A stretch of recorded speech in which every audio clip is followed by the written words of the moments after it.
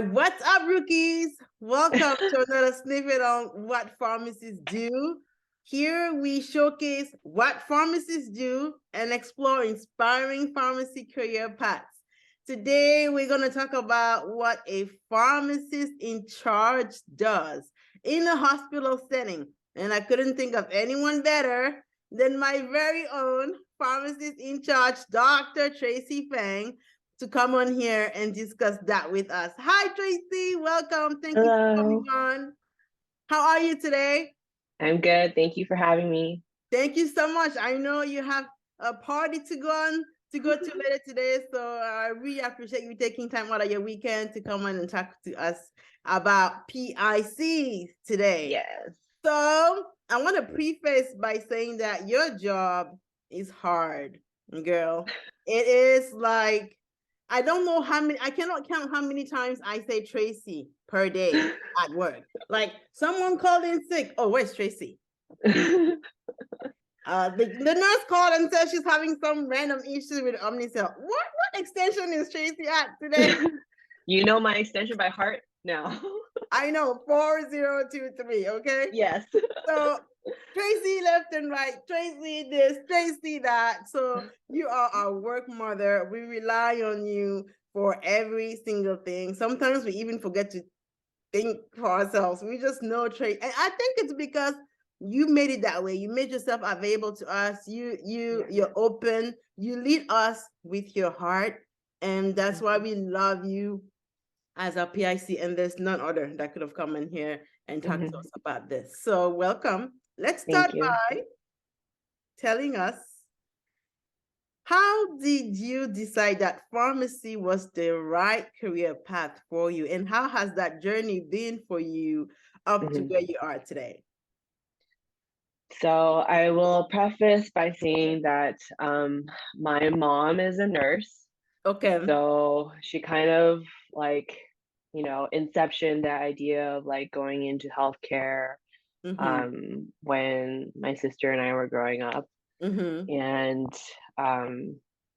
she was like, no, you don't want to be a nurse. She doesn't want me to follow her career path. But she, like, working with other people at the hospital, she was like, oh, pharmacy seems like a good job. It's also in healthcare, and like they're a very important part of the medical team. Yep. And one of my older cousins on my mom's side is also a pharmacist.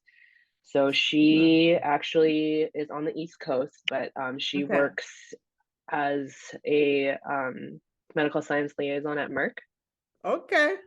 So one summer, like she let me like shadow her to see like what she does in her like pharmaceutical company job, which is really different from a hospital. But just kind of the stuff that she did, like kind of showed me that a pharmacist could be in like many different fields, like hospital, retail, pharmaceutical company. They have pharmacists at like health plans. Right. They're like pharmacists are everywhere. So I thought, okay, this doesn't seem like a bad career choice. I have like multiple options if I like the first thing I start in I don't like. So I applied to University of the Pacific like from high school. So I got into their like advanced 2+3 program. So 2 years of undergrad and then 3 years of pharmacy school. Got you. So graduated from pharmacy school in 2011. And from there, a lot of people at that time were like applying for residencies, and at that time you had to have a residency to get into any type of hospital job. So of course I did the whole thing, applied for residencies, didn't get one. I would have been a great resident, I think. But so I didn't get selected by anybody. So I was like, okay, so what am I gonna do now? So I just basically like applied for jobs, got my first job at retail with Rite Aid. Oh, okay. So I was floating with Rite Aid, like in the Stockton area, and like floating as far out as like Oakley, Wow. Sacramento, like pretty far. So obviously that wasn't like something that I wanted to stick with. Yeah. A lot of driving and Yeah. like going to like random pharmacies that are like not mine. Yeah. And luckily through like pharmacy school connections, I had a older connection that was working at Contra Costa Regional Medical Center, which is where I am now. We are now. Yes. So she helped me get an interview with our pharmacy director. I think I was still in like finishing up rotations when I was like trying to set up the interviews. Okay. But like it just took a lot of time. So I was like, after I graduated past the boards and stuff, I was still like working with Rite Aid until I got the opportunity to interview. And as you know, it was a very like intense, I know that interview. Oh Lord. Yeah. It was very nerve-wracking, very intense. But I got in and then started at Contra Costa as a staff pharmacist, pretty much just like we were on Meditech at the time, so we didn't have EHRs, like getting scanned orders and like typing in orders. So I got trained by Marguerite, who's our favorite like retiree. Marguerite, man. The best. So got trained and like very green, like hospital is totally new. Basically it was just like working, like commuting up from the South Bay up to Contra Costa, work, and just trying to like get my feet wet and learn how to be a hospital pharmacist. And I guess, how do you become a PIC? How did I become a PIC? That part's a little bit like gray. Were you dragged into it, or did you like willingly go into it? So I think it was like as I was like learning more about the operations of the pharmacy, like and becoming more confident in myself, there was like times where I wanted to like bring change to the pharmacy operations. So took the time to like try and think about things and bring it up to my bosses and like gather up the courage to talk to them and be like, hey, I think like this could make things better, you know. And I think part of it also, Shade, our boss, could see that I was, you know, like trying to like improve on things and thinking about the pharmacy as a whole. And gradually taking on more responsibilities while still just being a pharmacist one. And then eventually like when she could tell that, you know, I was being reliable, like following through with the stuff that she was giving me, she offered me the pharmacist in charge position and the pharmacist 2 position. So I took it. and here you are. Here I am. How many years later? I don't even remember. I don't know how long I've been in this position now. It's all been a blur. At least 5 years? 5. Not the whole 10 years, because I've been with Contra Costa since 2011. So it's at least like 2 years in. So like maybe 8 years. It's been a long time. So in like your journey, you mentioned the pharmacy, the influence from your mom, who was already in healthcare, and then you had family members who were pharmacists, and you got you got to shadow them and decide, okay, I'm going to try pharmacy. And then you wanted to do residency, which already shows your mindset of you already knew kind of where you wanted to go. You wanted a clinical job, right? And then that doesn't work out, and then you go to community pharmacy, and you're doing that, you're commuting, you're going as far, you're doing what you need to do to work as a pharmacist, and then this opportunity presents, and then you pivot. You mentioned that you didn't like the fact that you were commuting and not having your own pharmacy to be in charge of. So you pivoted, which shows that, again, pharmacy is a very flexible career. You can pivot and change at any point when the opportunity presents itself and go into the direction that you wanted to go. So you get your staff pharmacist position at Contra Costa Regional Medical Center, and it's your attitude, your go-getting attitude, your go-getter attitude, and thinking, like you said, about the pharmacy as a whole, following through on your projects that you were being assigned to, and you're just really caring about your coworkers and the success of the operations as a whole, that landed in the position as a pharmacist in charge. And I asked you if you were dragged into it, because many of us, I've joked with you several times that I want to be like you when I grow up. And that's because I also have a mindset of, always looking into what's the next step for me in my career, right? But honestly, looking from the outside, looking into what you do, it's a nerve-wracking job. It's a stressful job, and you have a lot of responsibilities, and many people shy away from that. We don't want to be the one that represents the whole pharmacy or the whole hospital when the Joint Commission or some auditors show up. We don't want to be the one who has to fix things when things break down, or who has to find the solutions to everything. So we shy away from that. So I wanted you to talk a little bit about what your responsibilities are in general as a pharmacist in charge. And then what challenges do you face, or have you faced as a pharmacist in charge, that would kind of justify why we don't want to do this? Okay, so I just want to bring up a little story, because I still remember I still remember the first audit I went through. I was a nobody then, like just a regular pharmacist.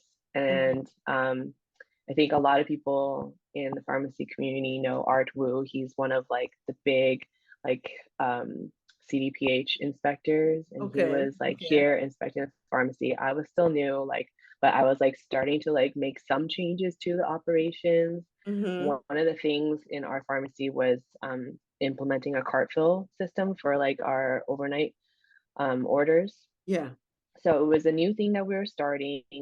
We had like these gray bins that we were like filling with each of the patients like nightly meds, and then like taking up to the floor and then exchanging them every day. So we had some extra ones in the back, that are supposed to be empty. Extra bins that were in the back that are supposed to be empty. And then he was back there and he was like, "What are these?"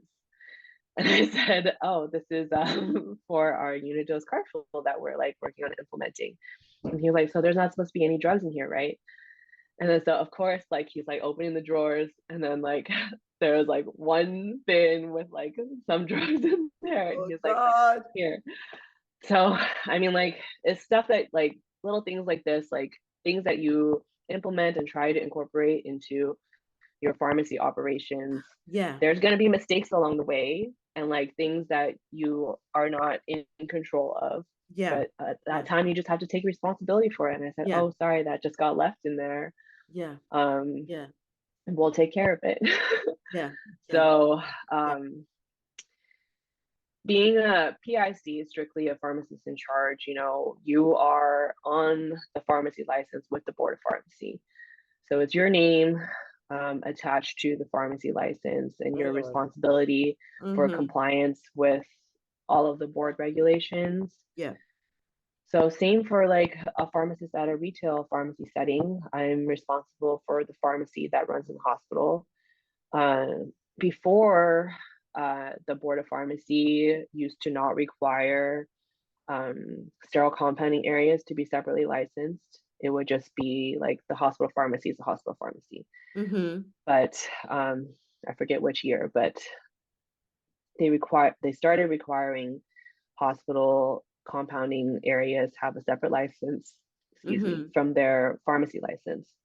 So since then, the Board of Pharmacy visits these hospital pharmacies every year to renew the sterile compounding licenses.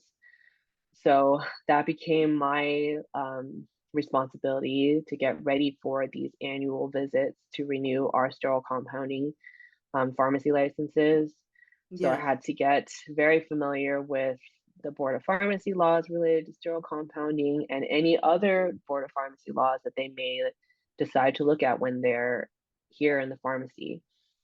The main stuff they look at is, again, the sterile compounding requirements. They look at how you manage your controlled substances. Are you doing your semi-annual inventory? Are you completing your self-assessment every odd year? Those are the main things they look at. So the biggest learning curve for me was learning about the sterile compounding stuff, because that's not a big thing that we learn about in pharmacy school. It's not. And we're talking about the whole USB 797 yeah thing, USB 800. Yeah, and USP is its own like entity, and our California Board of Pharmacy also incorporated parts of USP into their law. Got you. And parts of USP 800 into their law. And sometimes the Board of Pharmacy is more strict than USP, or like the implementation dates don't align. And so you have to be in compliance with the stricter regulation. So that was a little bit hard to learn how to interpret it, all the regulations out there, how to determine like which one applies to us and like which one are they going to look at. So that took a lot of time to understand and learn. So you basically ensure that the facility, the hospital is adherent to all the laws and regulations and policies and procedures. In order to do that, you have to understand what's going on in the pharmacy too. You do. You have to understand the workflow, the operations of your institution, and then make sure that we are in adherence with what all the other regulators are looking for. Exactly. And then besides Board of Pharmacy, there's CDPH coming, the Joint Commission, different surveys. So they all kind of like overlap. And luckily I like focus on like the board related stuff and sterile compounding, controlled substances. And that's kind of like the scope of my responsibility for how about ensuring compliance. Working with people? Yes, of course, working with people. As you're in charge of staffing, the relationships among the staff. Yeah, and I think every pharmacy structure could be a little bit different, but the way that we are at Contra Costa is kind of what other institutions may call the lead pharmacist. And then above me, there's still like assistant directors as well as the director of pharmacy. So I'm kind of like the in-between between the staffs and pharmacy administration. So trying to support pharmacy administration as well as support my colleagues and my staff to make sure that we meet on some sort of like level ground. So if like pharmacy administration is demanding something, I'll try to think about it like, okay, how is this going to affect my staff? Is this feasible for my staff? Or can we come up with some compromise between the two to reach both goals? So that's one thing that I do. And then also hearing from my staff, like as we implement new things, like how did this go? Like what's your feedback? Because if we implement something and everybody hates it, then nobody's going to do it. And then it won't help. It won't help the operations. So it's important to get feedback from staff and then figure out how to improve and constantly make everybody's lives better. Absolutely. And we hate change. We always want everybody hates change. And you're always so patient. You're like, just hear me out. Let's try it. Let's try it. Just yesterday, you sent an email about the Inpatient, a new system that we were implementing, and you were asking for our feedback. How's it going? And how can we make it better? Should we keep going with this? So you do a really good job at that. And I wanted you to do a little pros and cons of PIC versus just staff pharmacists, so people out there can see a side of both, what you like about each and what you don't like about, each. And people out there can make a decision in terms of what they want to do. If leadership or administration is in their mind or on their mind. Okay.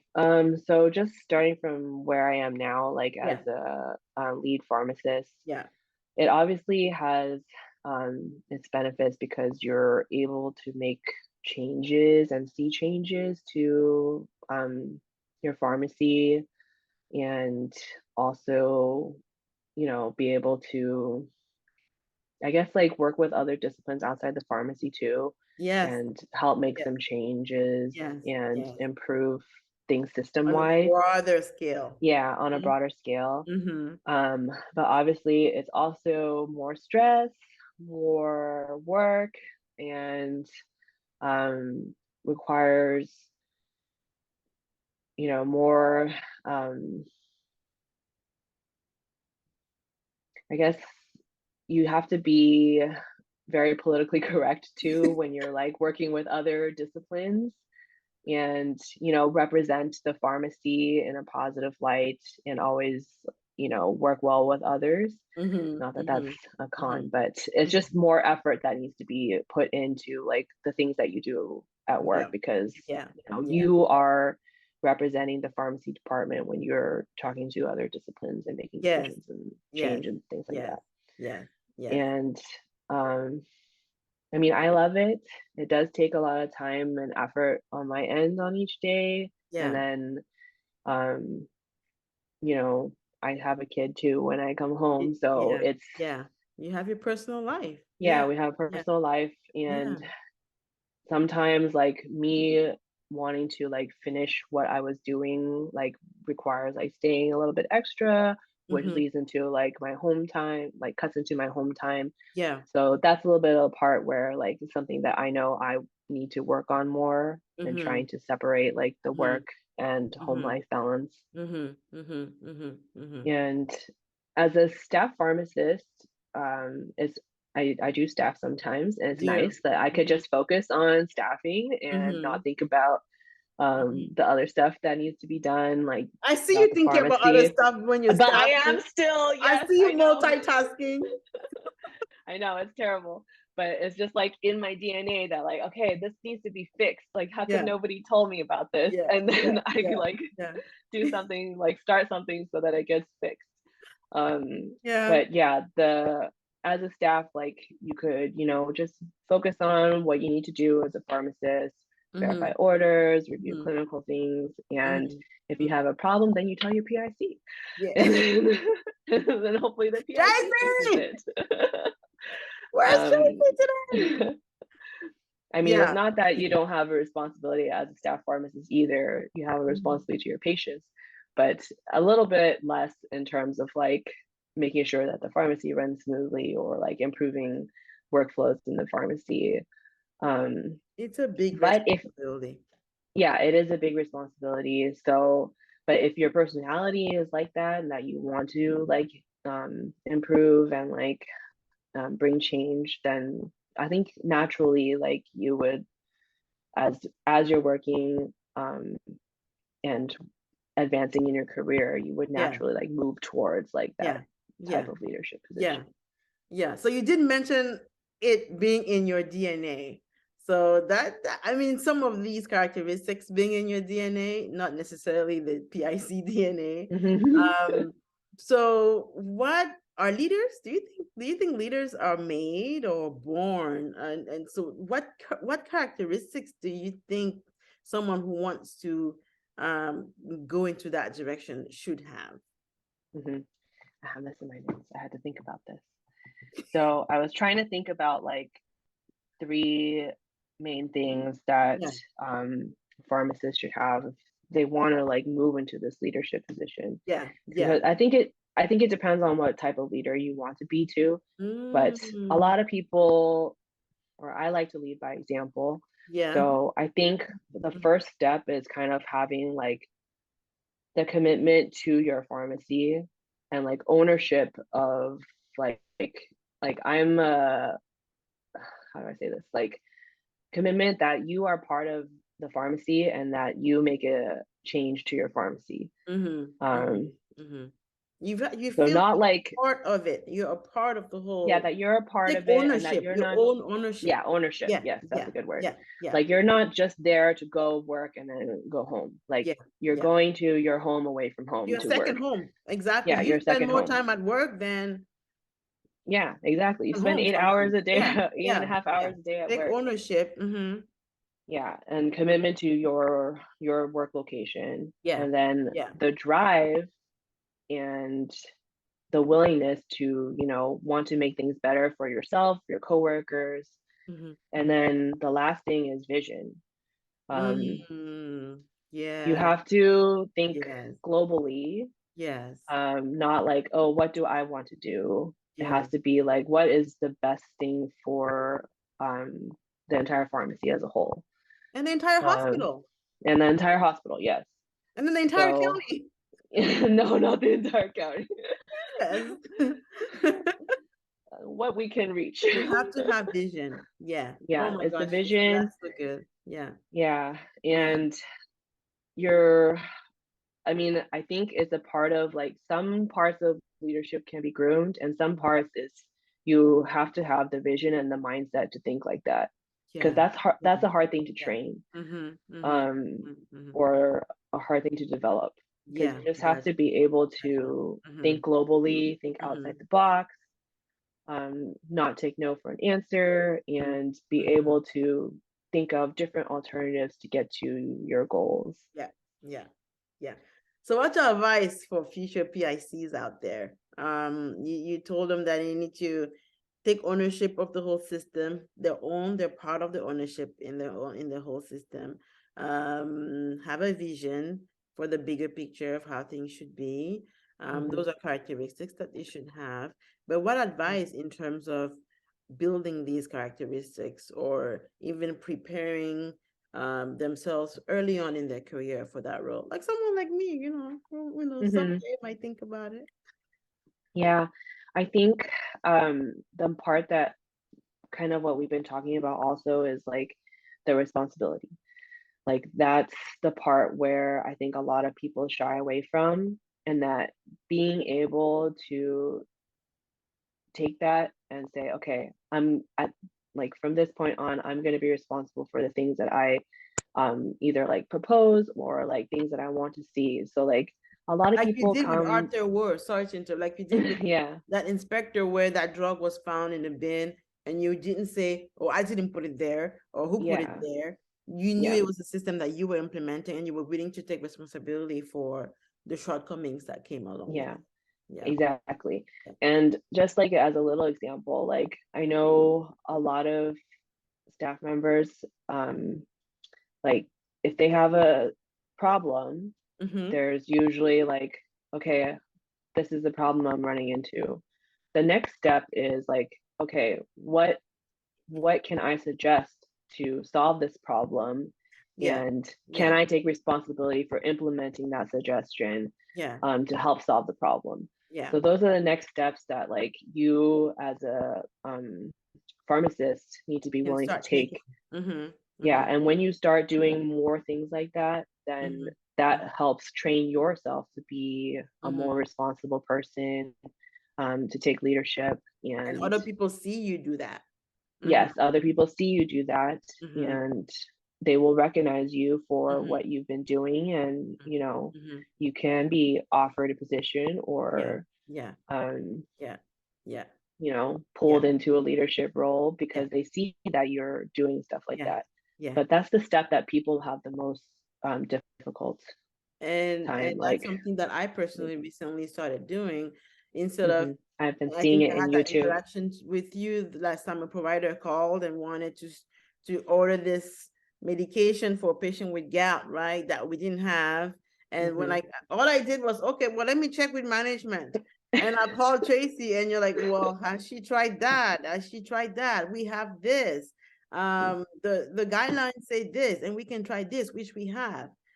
And I was thinking to myself, I could have totally checked that myself. Like I could have looked into that on my own and then reached out to you and say, hey, Tracy, the provider wants to start this, but we have this, the guidelines say this, the patient's try, instead of you asking me all these questions and I don't, and so really training, and that's something I'm working on too right now. And everyone out there that wants to be in some kind of leadership position in the future, just start training our minds to look for solutions. Right? Yeah, and I take that upon myself too, that I have been, you know, as your PIC Pharm 2, like I've been doing a lot of stuff to help you guys, but now I'm like trying to take a step back and be like, okay, these are the questions that I would ask, like find these out for me, and then I can help make a decision. So then that helps grooms you guys to, you know, help solve the problem yourselves, and know that these are the questions that I would ask, and to come with all that information when you come for decision making. Absolutely. So to recap, right, pharmacist in charge assumes responsibilities for daily operations in the whole pharmacy to help the hospital operations run better. We ensure that laws and regulations and standards, operation procedures, all of those are being followed.